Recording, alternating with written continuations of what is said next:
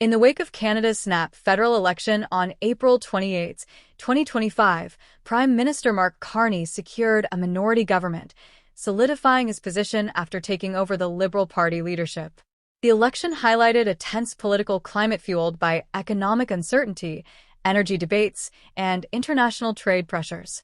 Canadians went to the polls amid growing frustration over job losses, energy insecurity, and perceived governmental overreach, signaling that the electorate wanted clear action rather than empty promises.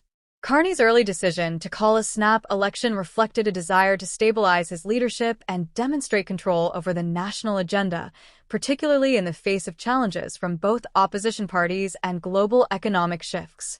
A prominent Canadian CEO publicly criticized Carney's handling of trade and economic policy, arguing that Canada's international markets remain heavily dependent on the United States. Despite government efforts to diversify exports, the CEO emphasized that foreign markets cannot thrive independently without strong economic alignment with the U.S., which remains Canada's largest trading partner. This critique resonated with many in the business community who have watched domestic industries struggle due to insufficient support, rising costs, and restrictive regulations that hinder competitiveness abroad. Canada's energy sector remains a flashpoint. The government has faced criticism over its handling of pipeline approvals, with rules like Bill C-69, energy production caps, and shipping bans effectively preventing the construction of new infrastructure. The Canadian Sovereignty Act aims to remove some of these barriers, legalizing pipeline construction and energy exportation to strengthen economic growth and energy independence. Advocates point to international examples, such as the Netherlands and Finland, where energy projects move from planning to completion within months, demonstrating that rapid infrastructure development is possible with clear rules and decisive leadership. The country's economy recently suffered significant job losses, with 41,000 positions cut in a single month, yet the official unemployment rate remained around 6.9%.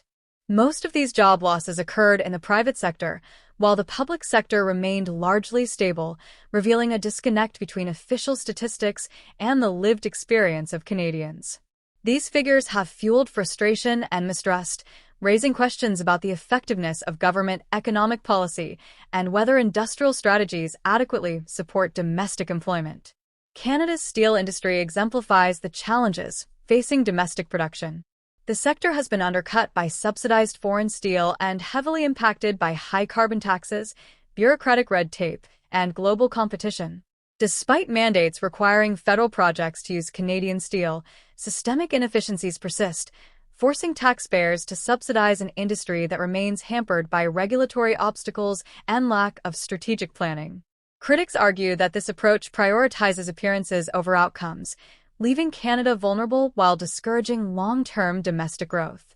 The resurgence of hateful and racist conduct within the Canadian Armed Forces has drawn public concern.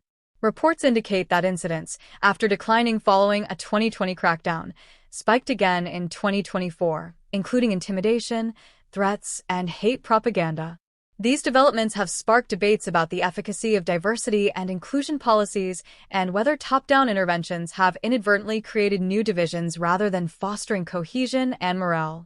Targeting an entire demographic, particularly white men, as a perceived security threat has only intensified tensions within the ranks. Trade tensions with the United States continue to loom large. Canadian producers face high tariffs on steel and aluminum exports, forcing industries to navigate a complicated international market landscape. While the government has pursued diversification, the reality remains that the U.S. is the primary market for Canadian exports, and attempts to bypass this dependency have faced limited success.